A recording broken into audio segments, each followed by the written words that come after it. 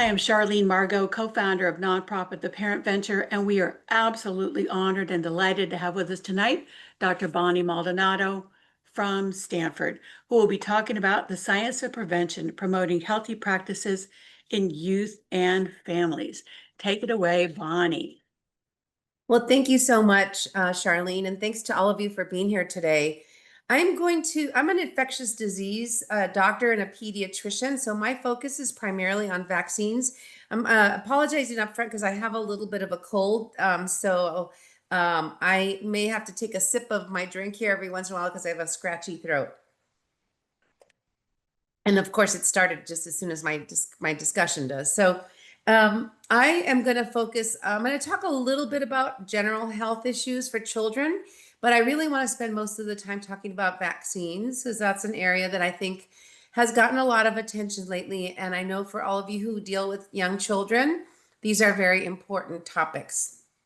So first, I want to talk about the Healthy Children website and the American Academy of Pediatrics.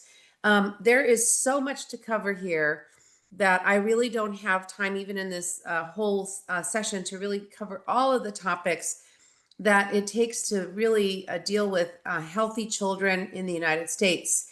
But the American Academy of Pediatrics is an organization of pediatricians in the United States. It's 67,000 members, and we put policy together for children's health, and we've been doing this for over almost 100 years now, since the 1930s. And they have a website for doctors, but they also have a special website for parents and people who take care of children, and it's called healthychildren.org. And you can see here just one of the landing pages of the website, and you can see that they talk about many different topics, including healthy living, nutrition, emotional wellness, fitness, growing healthy, oral health, sleep, sports. So there are many, many topics, and I don't think I can cover even a small portion of these here, except for you to look on this website. It is available for free for anybody, and it covers topics, and it's geared towards families and the general community. So the language is really not complicated, and it really gets to very general topics and answers a lot of questions that you might have about taking care of your children. And as you can see, the topics are very important for children nowadays, looking at emotional wellness, as I said, fitness, etc. And it can be very confusing on social media to follow trends and say, what should I be doing for my child? And I will say that the most important person that can help you with those answers is your pediatric provider. So the person who you go to do your well child care, which I'll talk about in a bit, and they can help you answer all of your questions about your child's health, and what things you should be doing to make sure your child is as healthy as possible. So this is a great resource. Now, I want to show you the benefits of well child visits, and all of you may know about these well child visits, and I'll come back to this slide in a bit, but I want to show you from the Healthy Child website what the recommended number of visits are for children. And it seems like it's going to be a lot, but you'll take a look at it and see. So this is what the American Academy of Pediatrics recommends that children have as visits with their primary care provider, their pediatrician preferably, but if it's a family physician or another type of clinic, that's fine as well. But you can see here that it's color coded. There's 4 different colors. Green is for infants, that is children under 12 months of age. Yellow is early childhood from 12 months to 4 years of age. The lavender is for middle childhood from 5 to 10 years of age, and then adolescence from 11 to 21 years of age. And you can see on the left-hand side, there's a column with all kinds of different measurements that the pediatrician or their provider will really take into account at different points in your child's life, including things like measurements of height and weight, head circumference, blood pressure, vision screening, hearing screening, developmental screening, physical examination, oral health, anticipatory guidance, and other things. And anticipatory guidance is something that we are trained as pediatricians to do. That is, at different stages in the child's life, we are trained to ask you questions about, has your child been doing this activity or this behavior at this stage, so that we can help you understand what might be coming next and what to expect around your child's life, including things like how to help them understand how to brush their teeth, how to potty train properly, what are the appropriate number of times they should be eating certain types of foods, and how to transition from one food to another. That is something that we do on a regular basis. We have very, very strict guidelines around how we are supposed to counsel families. And so it's a really good opportunity for you to ask questions and for us to help you. If you don't ask the question, there are things we might know that maybe you didn't know to ask about. So you can see that each of those dots means that there are visits. Actually, it's really helpful if the mother and the parents come to see a pediatric provider before the baby is born, so that when the baby's born, they know and you know what kinds of choices for early care will be important for your baby. And then, of course, they have a newborn visit at the time the baby's born, and then a number of visits in the first year of life, and again over the course of their next 21 years. So you can see that we really do keep track of babies over their entire young adult life. Now, why do we have well-child visits? There's 4 major reasons. The first is we want to prevent any problems from happening. These are hopefully mostly very healthy young people, and we want to make sure that they stay healthy. When you see a young new life, you want to make sure that that child has the opportunity to grow into their full potential, and prevention is really important. And one way to do prevention is to do immunizations to prevent illness.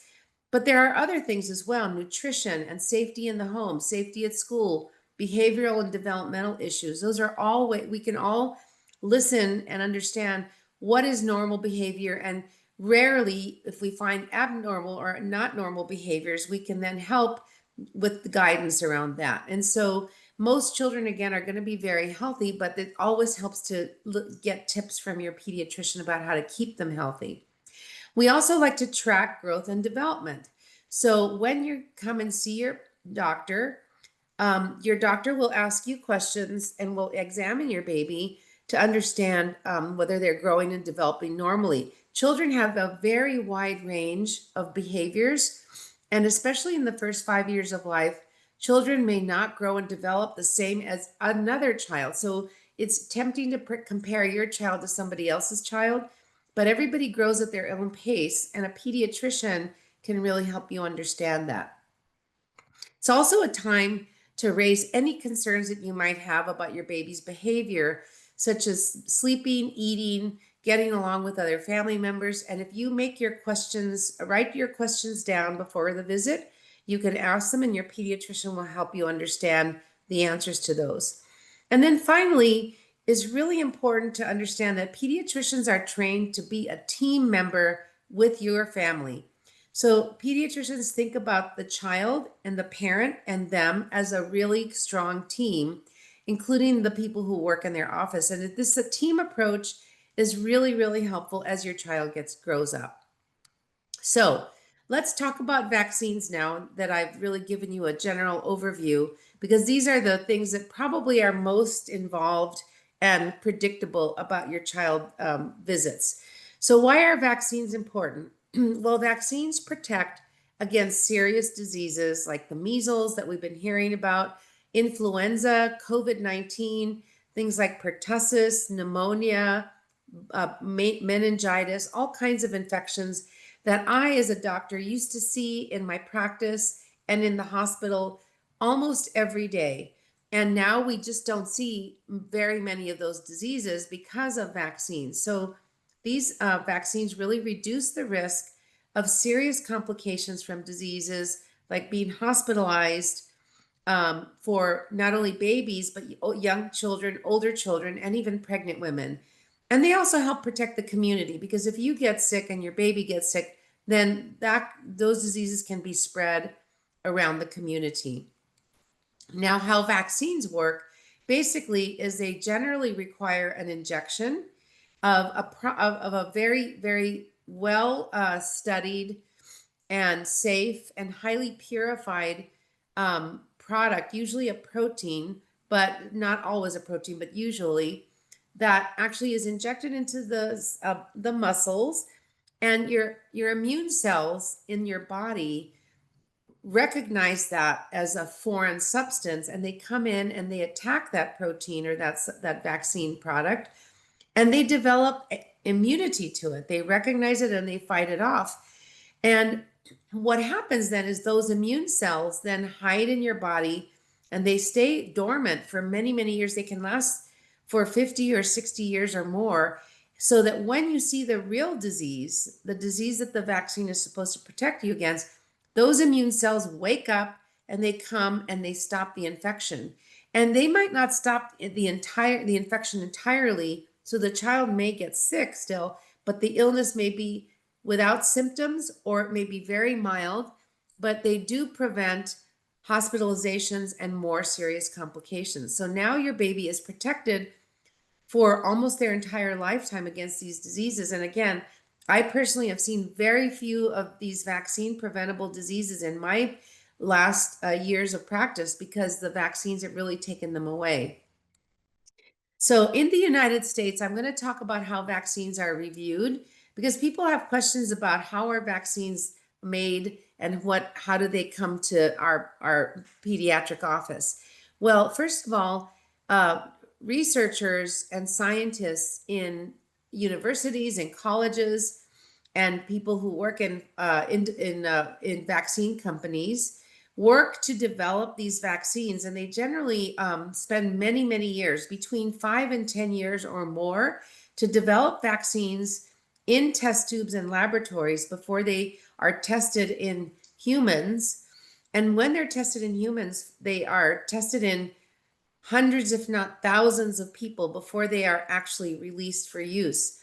So the vaccine development and testing generally costs about $100 to $300 million or more, and takes over 5 to 10 years or more. So these are very highly studied products. They are submitted to an organization called the Food and Drug Administration, FDA, and the FDA reviews them. And once they make the license available, that drug then goes to another organization called the Centers for Disease Control and Prevention, or the CDC. Now, the step from going to vaccine development to FDA is a very long one, and many vaccines don't make it to the licensure. So when you are getting a vaccine, you can really rest assured that there have been many products that have gone through testing and just never made it, because they were either not safe or not safe enough, or they didn't work very well. So by the time you get a vaccine that is licensed, we can be sure that many, many people, hundreds of people, have reviewed the safety data and the data on how effective they are at preventing complications of infections. So once they are licensed, they go to the Centers for Disease Control, and that group then reviews it with an advisory committee of people who don't work for the federal government, doctors like me who work at Stanford, who work at other hospitals and clinics and universities, and they review the data with the federal government, and they decide, is this a safe and effective vaccine? And they make their recommendations to the federal government.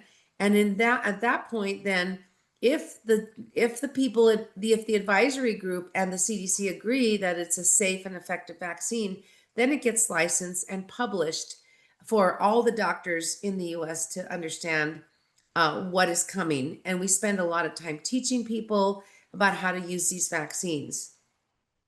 Now, the FDA licensed vaccines, but the ACIP and the CDC help with the clinical guidelines. That is, how does your doctor use these vaccines that are now available? The FDA doesn't tell doctors how to practice medicine. That is what other groups do, like the American Academy of Pediatrics and others tell your pediatrician how to practice medicine. They don't demand certain things, but they say, here's what you should be doing. And there's a lot of regulations and rules around how we are practicing. Now, let me just show you the schedule that the American Academy of Pediatrics recommends. Now, the American Academy of Pediatrics, as I said before, has been making vaccine recommendations since the 1930s, so almost 100 years. And I showed you the Healthy Children website. This is the American Academy of Pediatrics website where doctors can go in and find the recommended immunization schedule for babies and children, and even for older children. There's also another set of books and guidelines around how to take care of other infections that doctors might need to know. They also have policies around COVID-19 vaccines, how to improve vaccine communication with families and communities, and how to help with immunization of parents and other close family contacts. Because really, the pediatrician's job is to take care of children 18 and under, and sometimes parents want care as well. And there are ways that pediatricians can help with that care. So here you see a slide showing the recommended vaccines for children.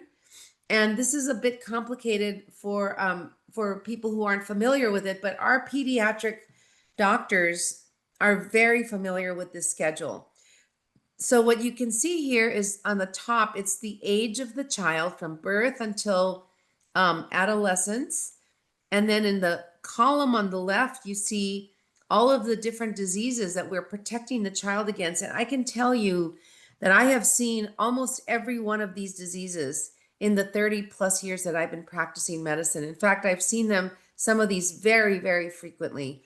And I can also tell you that in my last 10 years, other than COVID, I have rarely seen any of these diseases anymore because they are being prevented by vaccines. And you can see that in the dark blue, so you see at the bottom there's colored dots. The dark blue is the vaccines that are recommended for children, for all children, unless there's a specific reason. For example, if the child is allergic to that vaccine, but virtually all children are recommended to get these dark blue dotted vaccines.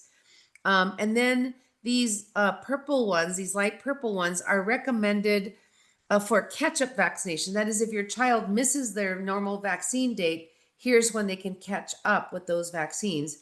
And the ones in yellow are recommended for special populations. So for example, children who have special heart or lung conditions or who are immunocompromised.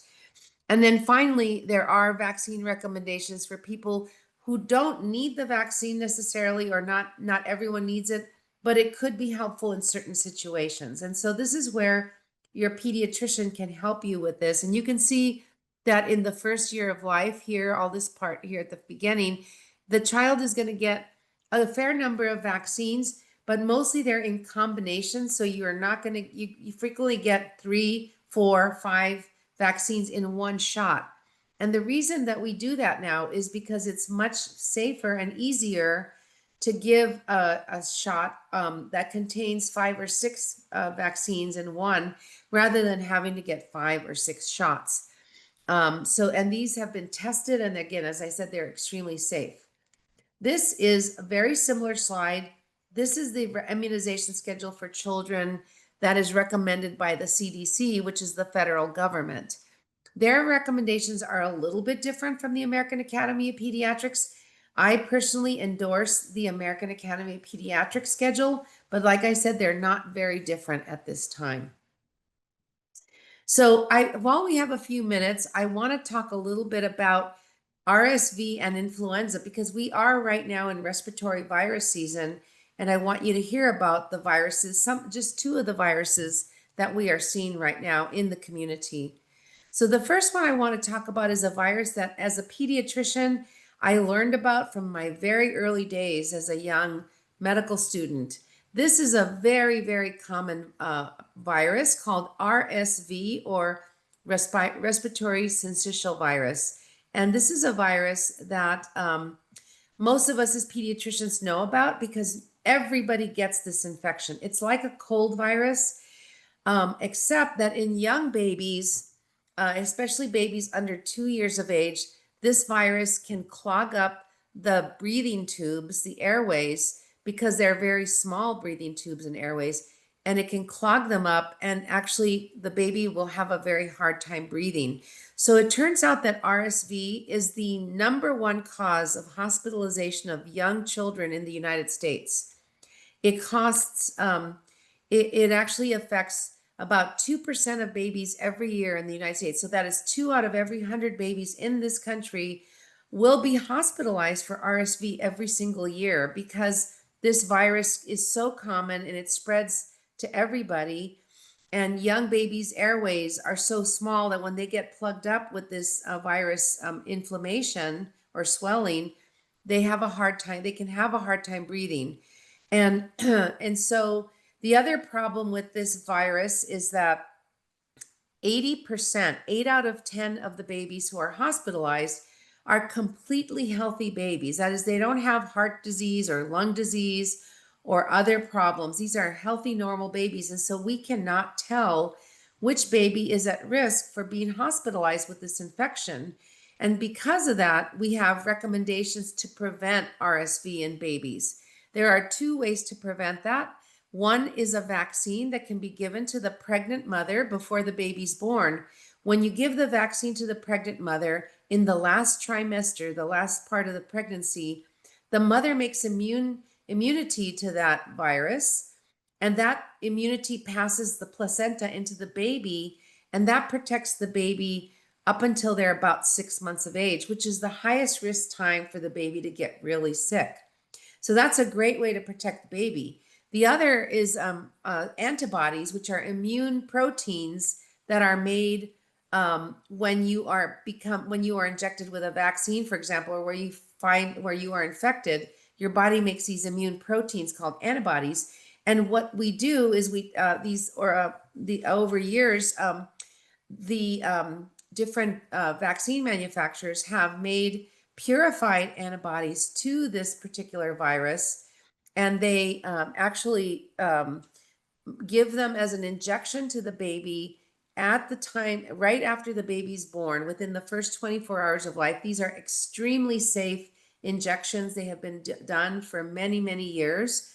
And these antibodies can actually protect the baby from getting RSV in the first 6 months of life. So that is really important, because babies that under 6 months of age are very hard to vaccinate against the disease, because the vaccines that are given in the first 6 months of life don't really start producing protection until the babies are a little bit older. So these 2 ways of protecting babies against RSV are very important. We think these are going to really protect babies from getting hospitalized, which is, again, the leading cause of hospitalization of babies in the United States. By the way, just so you know, this RSV antibodies are given to babies 6 months of age, at birth, to protect them for the first 6 months of life. But the vaccine itself, the injected vaccine, can be given not only to pregnant women, but to other adults over 50 years of age, because older adults 50 to 74 who have underlying conditions, or every adult 75 or older, can actually get very sick from this virus as well. And we know that RSV can infect people over and over again. So the immunity that you get does not last for your lifetime for this virus.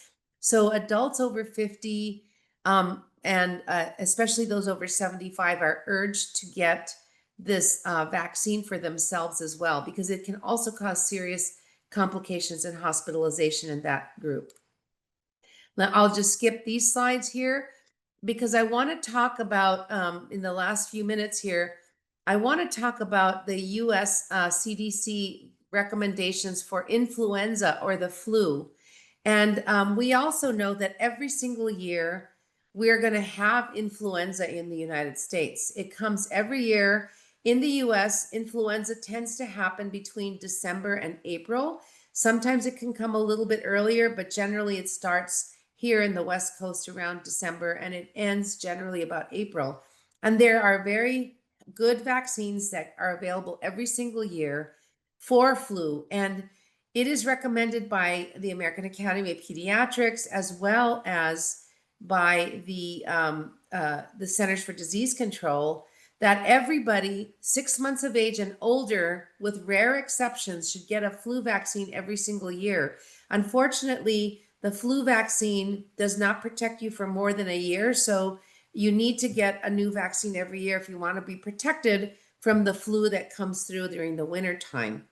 Now, the people who should not get the vaccine are generally people who have something like there might be allergic to the vaccine product, but that is very rare. It doesn't happen very often. And the vaccine is recommended, as I said, for everybody, including pregnant women. And these vaccines, this just shows you the different types of vaccines. There's many different products. There's lots and lots of different vaccine types, but they're all recommended. So it really doesn't matter which one you get. You actually can talk to your doctor about which one they recommend, but they all work generally the same way. And if you're an adult, pharmacies can give you the vaccine, and in some places you can get it for free as well. So this is a really important thing to remember, that we need to think about RSV and we need to think about the flu. And I'll spend just a little bit of time talking about COVID vaccine, because right now we are going through some changes, because as you know, COVID was really started in 2020. It's 5 years ago, that was 5 years ago. Most people have some immunity to COVID now, but it doesn't mean that COVID is not still circulating. We're very fortunate that right now we don't have a lot of COVID people with COVID in the hospital here at Stanford and around the country, but it doesn't mean that COVID can't cause infections, and it still causes severe infections in people over 65, people with heart and lung conditions and obesity and asthma in particular, and in children under 2 years of age. So we do recommend, from the American Academy of Pediatrics, we do recommend that children under 2 years of age really strongly should consider getting the COVID vaccine, because the risk of hospitalization is higher than for any other age group except for people 65 and older. And so we really want to protect those young babies. For everybody else, the vaccine is optional. I mean, it is optional for everybody, but it's not as strongly recommended because the risk for getting very sick is not very high. But some people want to be careful and they want to make sure that their children are vaccinated, or they live in a household where somebody else could, if they got COVID, could get very sick. And so they want to protect that person by vaccinating everybody in the family. So I just want to remind you that right now we have vaccines available for RSV, for COVID, and for influenza, and people should really consider getting those vaccines, and also for their children. Now, I want to talk a little bit now in the final minutes about how we think about the reasons that we vaccinate children. I told you that there are many infections out there, and it turns out that in the 1900s, so in the early 1900s, so about 125 years ago, about 40% of people did not live to be 5 years old. That is, 40% of children died before their 5th birthday in this country, in the United States today. Now, 120 years ago, we did not have the healthcare that we have now. We did not have the clean water, the nutrition, and the sanitation that we have now.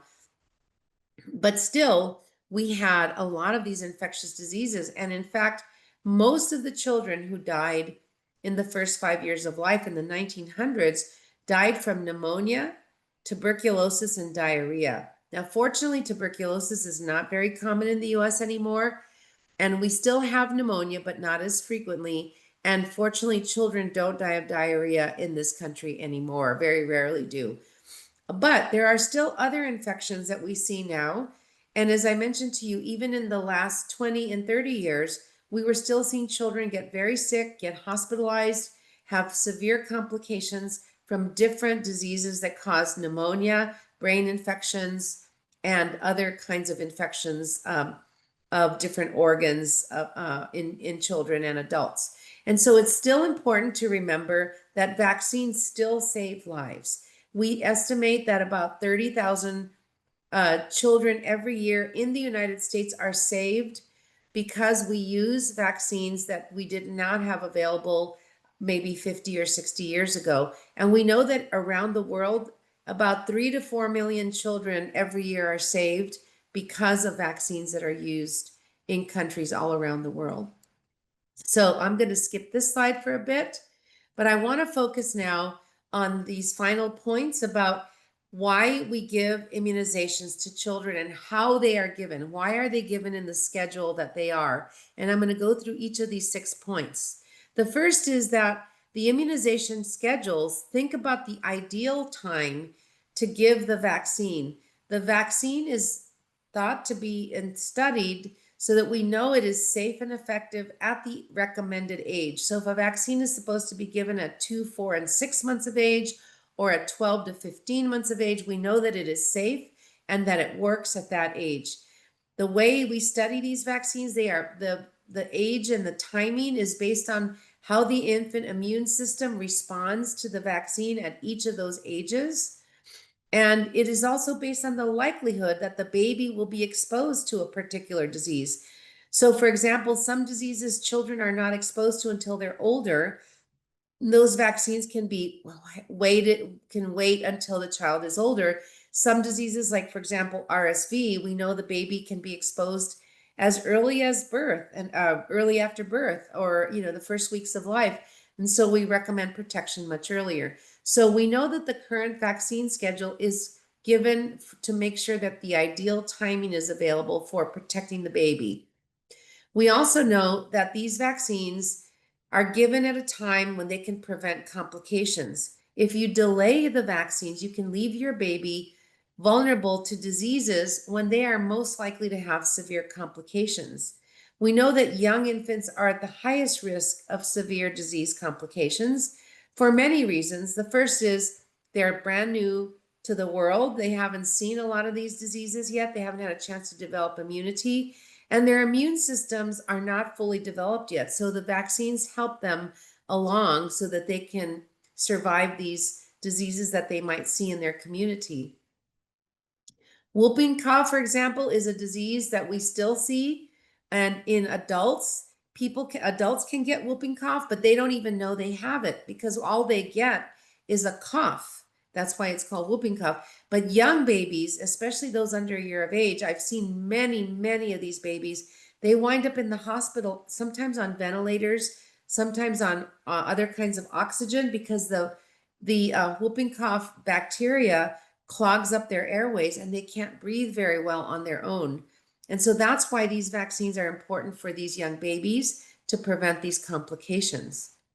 The other point that we like to make is that immunization schedules are developed to prevent the maximum exposure to serious childhood diseases. So we want to provide immunity early before the babies are exposed, because once they're exposed to the disease, they risk getting very sick. So we want to protect babies and keep them healthy. We also look at the best protection. So when we look at vaccines, there are many different vaccines that are being developed all the time, but we want to pick the ones that work, that are the safest ones, that have the least side effects, and that also have the best protection. So the best protection for vaccines requires all of the doses. So for example, for some vaccines, you need 2 doses. For some, you need 3 or 4 doses. If you don't get all the doses, you might not get the best protection. Excuse me. And so each vaccine is carefully developed to protect against one disease, not more than one type of disease. That's why we have multiple vaccines, because so far we don't have one shot that can protect against all infections. That's not possible at this point. So every single dose is important because it builds on the dose that was given before to make sure that the baby's protected. The other issue is that for many vaccines, not for all, but for many vaccines, you can get long-term protection. Now, we know that the mother's body is really important in preventing disease, helping prevent disease in babies. So the mother makes immune proteins called antibodies to infections that she has seen in her lifetime. And when the baby is still in the mother during pregnancy, many of these immune proteins or antibodies, they cross the placenta and they are like like almost like an injection into the baby. It's a natural process that happens for every baby from their mother. And this helps protect the baby for a certain period of time. In addition, breastfeeding is very protective because there are a lot of nutrients in the breast milk. There's also these immune proteins in the breast milk as well from the mother, and they do provide some degree of protection. The problem is these are antibodies that are given to the baby. The baby's not making them themselves. And so when they're given, these proteins break down over time so that by the time the baby is 6 to 12 months of age, these proteins are all gone. And so those are very helpful, but you need the vaccines to really give you the added protection that they will need during their young months, but also that may last for months and years afterwards. Most vaccines do provide years of protection, not all of them, but most of them do. And so, yes, it is important to continue to breastfeed babies if possible, but that is not enough to prevent infections in babies. And then the last important point that I want to make before we stop is that babies are part of a community. They're part of a network. Usually there's a mother and a father or siblings or other family members, including grandparents or aunts and uncles or others in the daycare center that they might go to or their school that they might go to. And all of these people might have infections themselves. They can spread those to the babies. The babies themselves might get an infection and then spread it to people in their communities or in their homes. If you have an older parent or a person in your home who has underlying conditions, that baby might come home, say from daycare, and they might spread that infection to the person at home. Now, it's not the only reason to give vaccines. That is, the baby is not just the only one protecting others, but it is a really helpful additional side effect of getting your baby immune, because now that baby is less likely to come home with an infection and spread it to somebody who might have a bad reaction or might get very sick from an infection in the community. So these are really important points that explain why the vaccine schedule looks the way it does. It is a very highly studied process. Hundreds of people review vaccine results. They review vaccine schedules. And once a vaccine is licensed, we continue to monitor the vaccine for the lifetime of the vaccine forever, for decades, for example, to make sure that there are no side effects that we are not recognizing that might happen because of vaccination. So we know that if there is a side effect that we didn't know about, that vaccine can be taken off the market.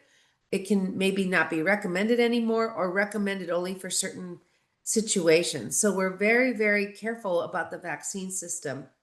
And this is just another example of a slide showing you how the American Academy of Pediatrics teaches doctors how to communicate with families about protecting their children and families against winter respiratory viruses. So there's lots and lots of resources like this for doctors to learn how to communicate with families and communities about vaccines and answer questions that people might have. And then finally, I just want to say that when vaccines or other pediatric visits are held, the guiding principles are always about being equitable. That means everybody should get treated the right way, the same way. Nobody gets treated better than anyone else. If somebody has specific needs, those needs we try to meet those whenever possible. There should be alignment. That is, we should be communicating with one another to make sure that everybody understands, like pediatricians understand the concerns of the parent, and the parent understands what the doctor is trying to say about the vaccine or about other health issues. We always try to take cost into consideration.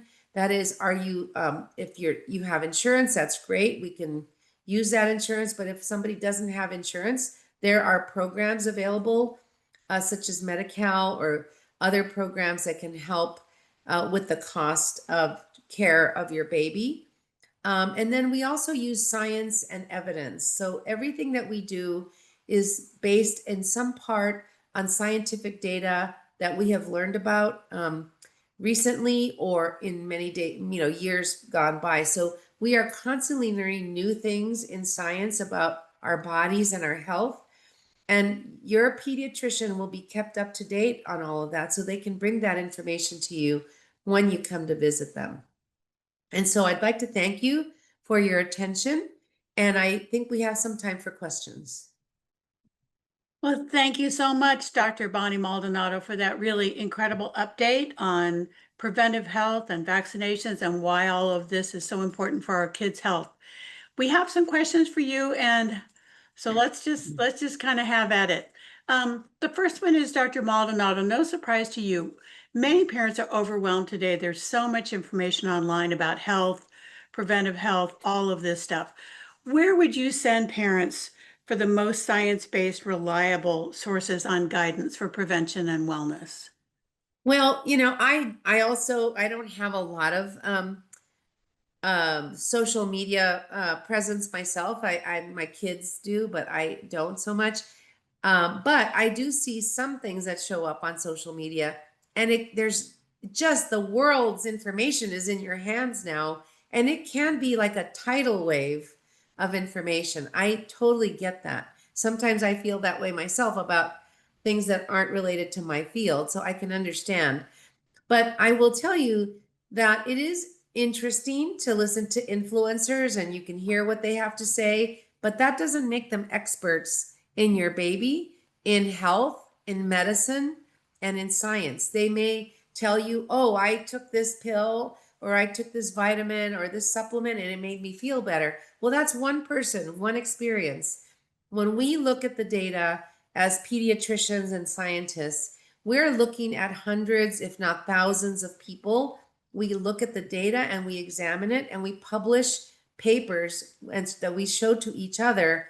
And then we make sure that our doctors know about this information. So I would say that it is good for you to, browse through social media, but recognize that not all those people are experts in the areas that they're talking about. This is their personal opinion in many cases. And sometimes they say things that are absolutely not true. They may actually just be inaccurate, and sometimes they're outright lies. And so you have to be really careful. I'm not saying don't look at these things, but just be careful. Don't believe everything you see in social media. It can be very entertaining and that's great, but I wouldn't make, health decisions. So what I generally recommend is the Healthy Children website. Healthychildren.org is very easy to access. Go to your county health provider, your county website, if there is one there available around health. Talk to your American Academy of Pediatrics, talk to your pediatrician when you have your well baby visit. I know that those visits should be scheduled on a regular basis, and you might have a question today that you need to answer right away. Go to the healthychildren.org website and see if they can have an answer for you there. Or you can sometimes get a hold of one of the front desk providers at your pediatrician or your clinic's office. So those are the general places you can go, and your county health department can also be helpful as well. All right. Do you recommend that people look, for example, at the NIH site or the CDC site? Absolutely. I think if you want to really look at this, all of the federal agency sites, you can go to the FDA, the CDC, the NIH. I will say that those sites are generally meant for people who have a science background. Not always, but the CDC in particular does have websites where you can say, are you a doctor or are you a parent? Or are you a community member? And if you click on each of those links, you will get a different kind of message because it'll speak to you, not assuming that you understand some of the terminology that maybe somebody who's a physician might use. So yeah, the CDC does sometimes have really helpful websites for families. NIH sometimes does as well for certain diseases. FDA, not as often. They're more the FDA is generally a regulatory agency and is involved with licensing products. So, but they sometimes do have information. But yes, absolutely, you can look at those websites as well. All right. And Bonnie, we're hearing that some of the diseases that have been really eradicated, like measles, we know in some areas they are coming back. What should parents know about that? For example, I have a grandchild in Montana. Their next door neighbor's child had whooping cough. Should parents just be careful to make sure to get their own kids vaccinated? What is your advice? Well, okay, so it depends on the age of the child. That's a great question. And it's something that we never thought we'd have to worry about because we were doing such a good job of getting rid of a lot of these diseases.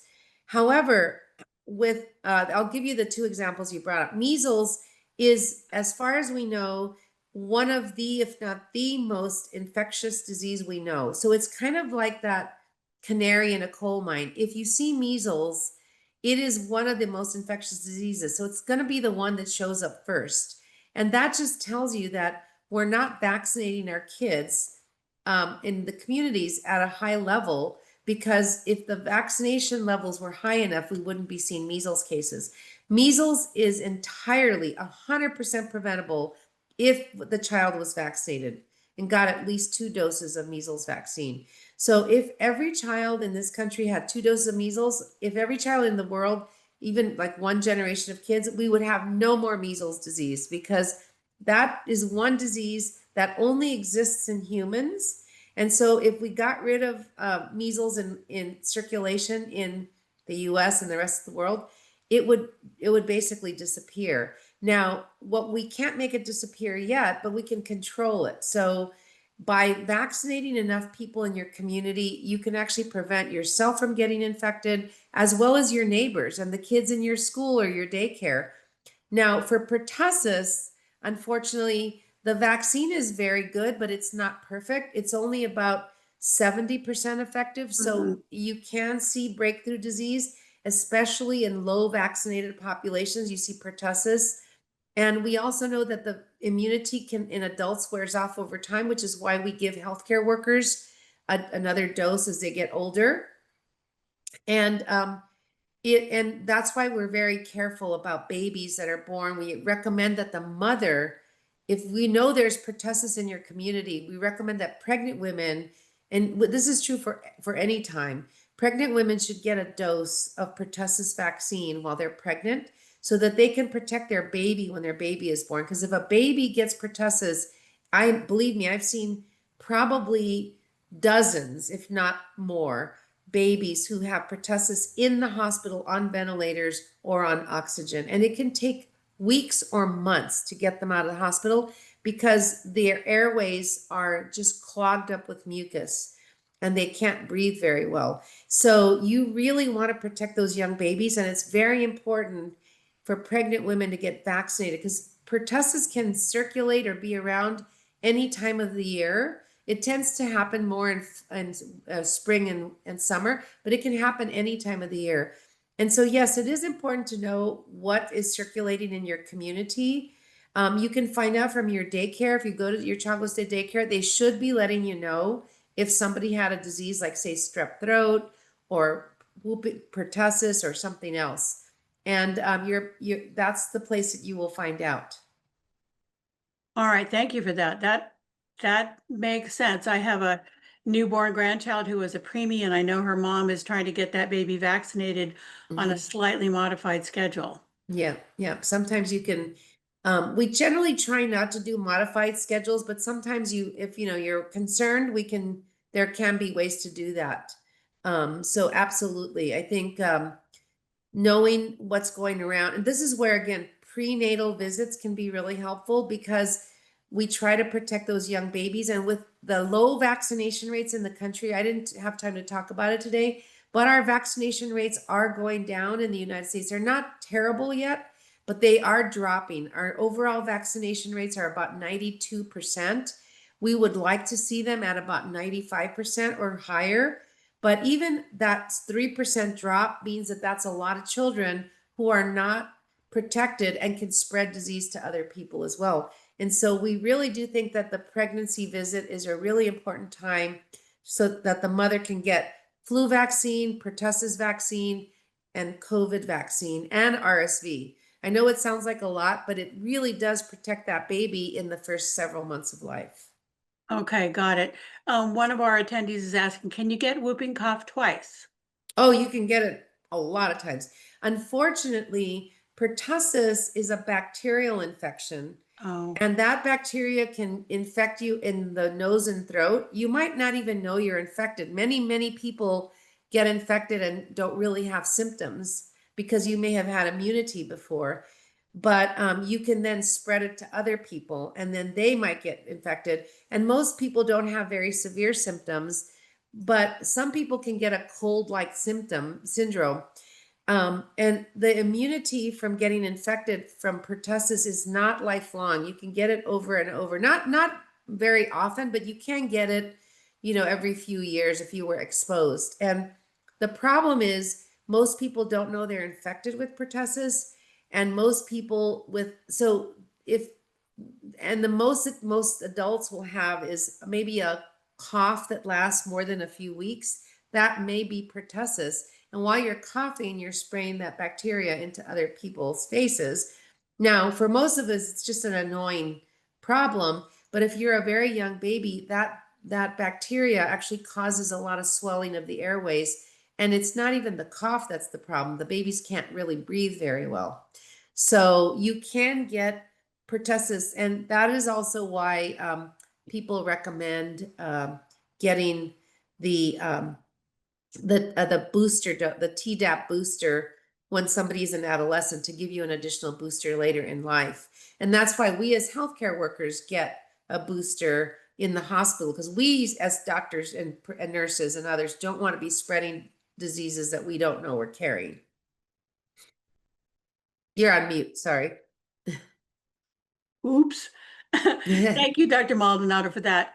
So shifting gears just for the last couple minutes we have together, what what are some ways that families can, or what do you recommend for daily habits that parents can ask their kids and teens to do on a regular basis to help keep them healthy? Oh, that's a great question. I have three kids. One of them is here visiting me today. They're all in their 30s, so they're all adults. And as somebody said, oh, they're taxpayers now. So Yeah. we got them through their childhood years. But one of the things that you can really, I learned a lot, even as a pediatrician. I learned a lot from my kids because they would come home and say, Mom, you're not supposed to cough in your hands. You're supposed to cough in your sleeve. So there's something called respiratory etiquette that we teach children, and teachers are very good at it, but you can do this at home too. Even really tiny babies you can teach, or not babies, but like toddlers, you can teach them not to do this and, not to do that. And I mean, it is hard. I will be honest, children spread their Yeah. bodily fluids all over the place, and we know that. But you can teach them how to, use their sleeve if they're going to cough, how to wash their hands before and after they're eating or touching something. And then if you're handling a baby, you have to be sure to wash your hands before and afterwards, because, we touch our faces a lot more than we realize. I'm not doing it right now because I'm talking to you, but if I'm sitting in front of my desk, I think somebody measured, it's like lots and lots of dozens of times a day you're touching your face. So, and that's how you get most of these infections, is by touching something or having something on your hands that gets into your eyes, nose, or throat. But you can teach your children how to sneeze or cough into their sleeve, how to wash their hands, and now we have gel dispensers in a lot of places. They can gel their hands as well, and just those kinds of habits. All right, that is fantastic advice. So, Dr. Maldonado, we just have 1 minute left. It's been an amazing hour with you. People are very grateful for the information. What thought do you want to leave us with today? Well, I'm a pediatrician, so I am an optimist, and I am so excited to see that families are very interested in making sure that their children grow up to be healthy and happy. And we have this opportunity that to give these children not only the best physical and material things, but the best health, the best Hmm. body and care that they can live in for decades, right? We're living longer. And, I see in my internal medicine friends, I see what happens when you get, into your 60s, 70s or older. My dad is 92 and he's still pretty active and healthy. And I think, he's very fortunate, but I think what we do is what you're starting to do now with your children is you're building them a lifetime of health. And we have so many great ways to do that. And we need to trust our doctors and our nurses and our healthcare providers because they really are doing this because they want your child to succeed. Don't listen to the misinformation that we hear about us making millions of dollars on selling these products. Obviously we get paid like everyone else, but we don't make extra money, for example, for doing things like this, or vaccinating children actually costs more money than we get back. We barely break even by vaccinating kids, but we think it's very important. So trust your doctor. If you don't feel good about your doctor, like maybe you don't get along, that's a different thing. Find a different provider that you can get along with, but build that teamwork with them because this is a lifetime commitment for you and for them. Thank you so much, Dr. Bonnie Maldonado. What a perfect ending. We love that lifetime of health. So again, thanks to you and Peninsula Healthcare District and San Mateo Union High School District for your sponsorship of this event. Thank you everybody for being with us tonight. Take care, stay healthy, and we hope to see you again soon. Bye for now, everybody. Hope you'll stay on and answer those couple of questions. Bye-bye.